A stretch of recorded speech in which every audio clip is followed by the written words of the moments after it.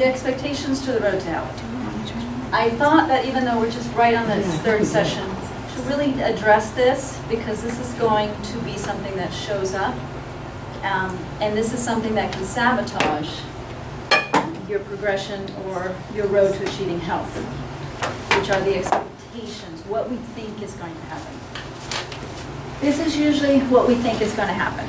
We think, okay, we don't feel very good, we want to become symptom-free, we start taking things, and we think that if we start taking things, that we'll just start getting better and better, better and better, until we get to the point that we achieved our goal, right? But I'm going to give you a live example, so we can see if that's really what happens anywhere. So take this. This is a kitchen reform, right? This is our old kitchen. This is the kitchen we're going to have. Has anyone had an experience of doing a kitchen reform? Of remodeling? We think it's going to take maybe a few weeks. Oh, it's just changing some furniture and the floor. But then what happens? Turns out when you change the furniture, you have to change the light sockets. When you go change the floor, turns out it's rotted underneath. So you have to tear out the whole thing and replace all the structure and then put the floors. Turns out now the lighting is in the wrong places. You weren't going to touch the ceiling. Now all of a sudden you have to touch the ceiling. So what seemed to be, this thing that would be easy has all these obstacles.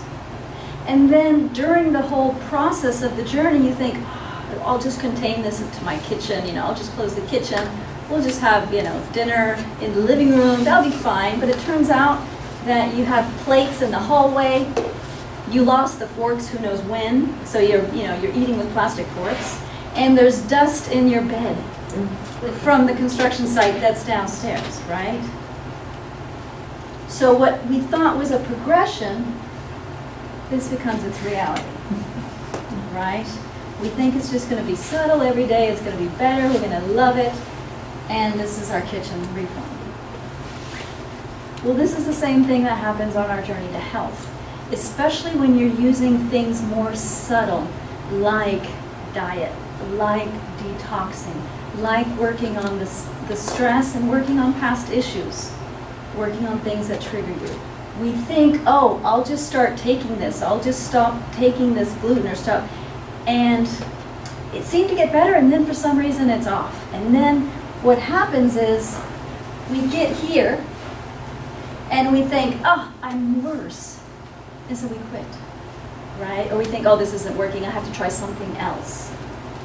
And so we stop before the change can really happen. So to give you guys some ideas about this, make sure I'm going to guess. I want to give you just a few examples of my own clients. And I thought about doing this presentation only 2 weeks ago, because I had a client who came in and she was on her 5th session. And she said, I'm starting to get symptoms I haven't had in 15 years. I'm starting to get some numbness and some incontinence. But fortunately, instead of freaking out, she actually noticed something. She said, well, what's interesting, she said, is that tension I used to experience 24/7 isn't there. She goes, if I notice my body, I notice a calmness. I don't have that. So fortunately for her, even though she noticed symptoms, she knew that she was in a better place already. But sometimes I'll have a client, and this is another example, in which we've been working 12 sessions. I do a session every other week. And she came into the 12th session, and she was starting to complain. She goes, I don't think it works anymore. What's happening?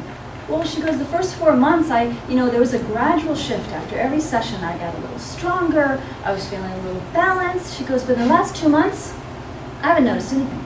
I don't think this works anymore. I think we've got to our top. So I said, okay, let me ask you some questions. Let me ask you about the subtle elements. I go, how is your energy? She goes, actually, my husband last week was telling me that he notices I have more energy and stamina. That's interesting. How's your focus?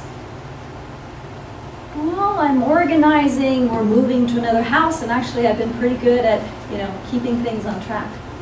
That's a change. Oh yeah, that is a change.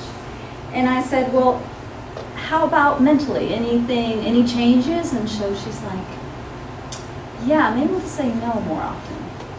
She goes, and what's interesting is I have a constant conversation with my body, so when it's tired, even though it pisses me off, I will stop and take a nap or get some tea, and I manage my energy better. I said, oh. So what I'm hearing is, though there isn't those obvious changes, there continues to be some shifts that, like that kitchen reform, are structural, right? They're deeper changes. They're just not, you can't see them in the surface. They're not showing up like, she had a foot drop and she's like, it's still there.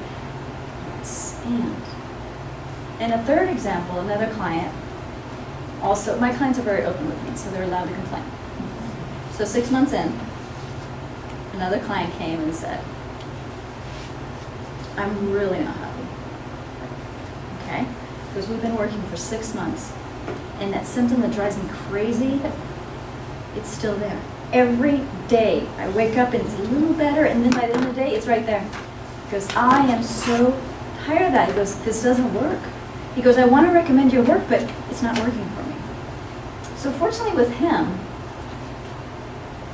I had him take what's called the MS Quality of Life questionnaire. So I had him take the questionnaire right before we started working, and then that day, when he was complaining, I said, hey, this is a good time to take that questionnaire again. If you see it, I'm sure you can see it too. The yellows are where he started. The purples are where we're at 6 months in, 12 sessions. So mentally, he goes from 60 to about 90%. So a 30% improvement, right? Physically, where he was complaining about the foot and things, well, he was at maybe 68, and he's now at about 92. The same, overall quality of life, there's improvement. Change of health, health distress, cognitive, right? His focus was also improving. Socially, he no longer had any obstacles going on. Health perceptions, he no longer felt that he has a broken body. This is 100% here, right? So there was actually several places like pain, emotional, physical, and physical health that he was at 100%. But what was on his radar is that foot thing is still there. That means I wasn't successful. So this is what we need to focus on the road to health. 1, you need to track the changes in the long run. Just because today you have something doesn't mean tomorrow you'll have it. As you do this, I would recommend, and I'll post it on the internet page, to take the MS Quality of Life questionnaire. Because what happens, and to take it again in 3 months and to take it in 6 months, because what happens is the things that no longer bother us are no longer on our radar. We only are aware of what seems to move us. We totally forget about, oh yeah, I did used to have this nerve thing going. No, I don't remember the last time I had that. Oh yeah, I did used to have this digestion problem. No, just that party, but that was a party. We forget those elements. And if we actually track long term, it'll help us be aware that, hey, there is a change being made, right? It also helps us track that, oh wow, look, during Christmas everything goes down. Huh, I need to make some changes there, right? The second thing is, don't try something for just a day or a week. Like, oh, I tried that gluten thing on the weekend. Because as Palmer said last time, when it comes to food, you kind of have to do a month, foodcation, to really allow the body to adjust to the change, and so that you can really see, does this really have an effect? So don't quit early. Be persistent. Let yourself have the time to really see if you do something consistently, if there's no change, or if a shift eventually does happen. Number 3, and I think this helps, and this helps with that first client, is you need to be aware of what is changing and celebrate those things. Yes, she was getting some symptoms of 15 years ago, but actually those symptoms were when she was in a better shape than she is now. So interesting, someone else can say, getting those old symptoms mean I'm worse. She actually translated it, getting those old symptoms means I'm 15 years back.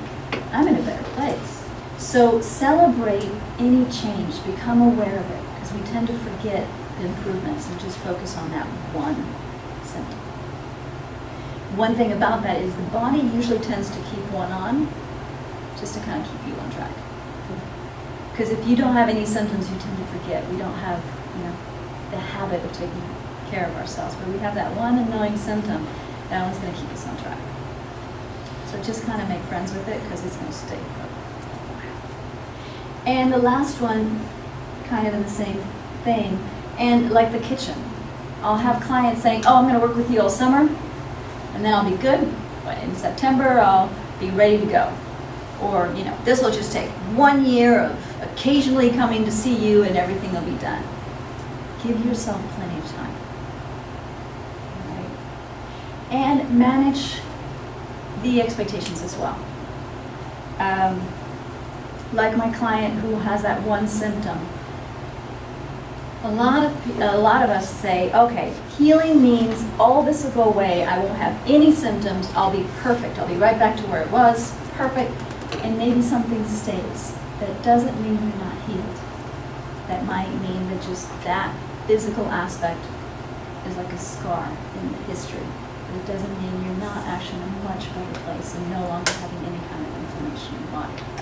So manage those expectations.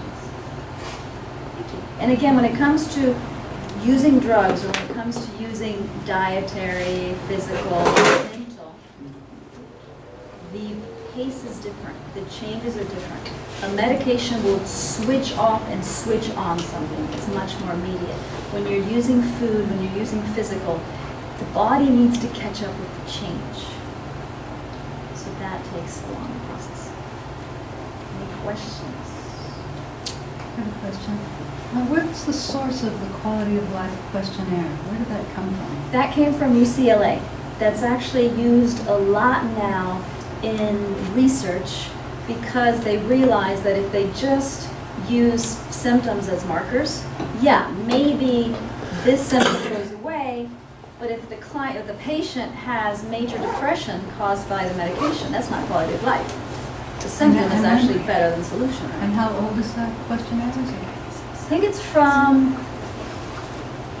year 2000. 2000. Yeah, and I'll post it on the internet page because she's given me permission to use it and to share it.